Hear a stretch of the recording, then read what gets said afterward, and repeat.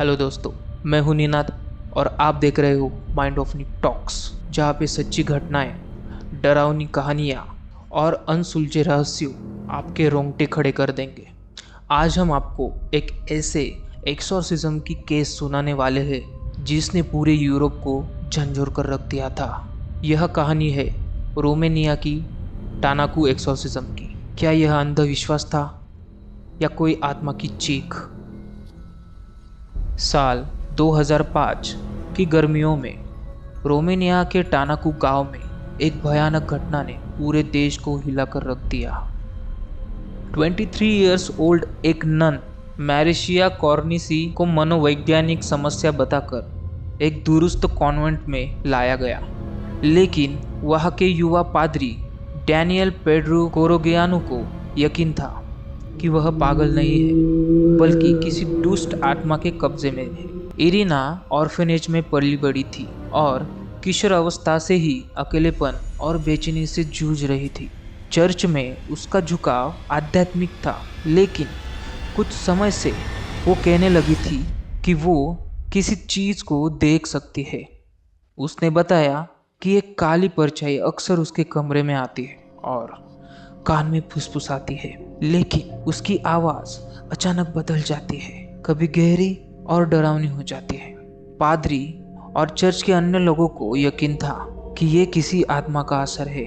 बिना किसी साइकेट्रिक जांच के उन्होंने उसे चर्च के तहखाने में एक कमरे में रखा जहां बाइबल पढ़ी जाती थी। इरिना को क्रॉस पर बांध दिया गया, उसके हाथ पांव रस्सियों से जकड़ गए, उसे खाने से मना किया गया और पवित्र जल छिड़का जाने लगा।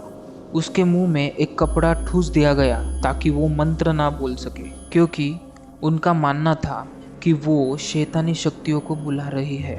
3 दिन तक इरिना उस कमरे में तड़पती रही। वह चिल्लाती थी, कांपती थी और कई बार उसकी आंखें उलट जाती थी।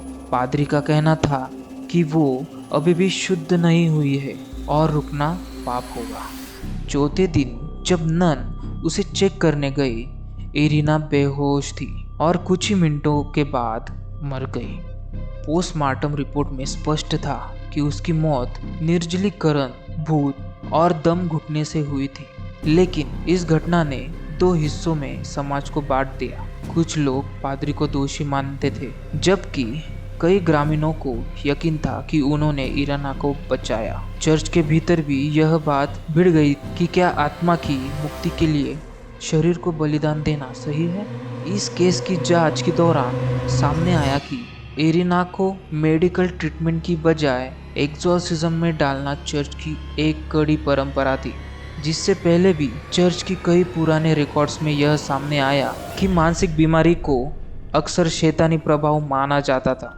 हालांकि रोमेनिया की स्वास्थ्य एजेंसियों ने इस बात पर कड़ा विरोध जताया और धार्मिक संस्थानों में मेडिकल सहायता की अनिवार्यता मांग की। अदालत में पेश हुए कुछ मनोचिकित्सकों ने बताया कि इरिना को शायद स्किज़ोफ्रेनिया या मल्टीपल पर्सनैलिटी डिसऑर्डर था, जिसे समय रहते इलाज मिल जाता तो उसकी जान बच सकती थी। लेकिन अंधविश्वास और धार्मिक कट्टरता ने एक जान ले ली। पुलिस ने केस दर्ज किया और पादरी और नन को हत्यारे रूप में गिरफ्तार किया गया। लेकिन अदालत में डैनियल ने कहा, हमने आत्मा को बचाया, शरीर हार गया।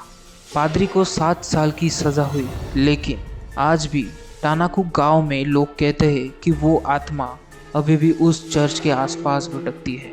कुछ लोगों ने आज भी वहाँ रात में अजीब आवाज़ें सुनने का दावा किया है। इस केस को लेकर कई डॉक्यूमेंट्री फिल्म भी बने हैं, जिनमें से सबसे प्रसिद्ध फिल्म है बियॉन्ड द हिल्स, जो कैन्स फिल्म फेस्टिवल में भी सराही गई थी। क्या ये सिर्फ पागलपन था या वाकई किसी आत्मा ने उस लड़की को निगल लिया था, या फिर ये एक धार्मिक विश्वास की सीमा थी जो मौत तक जा पहुंची?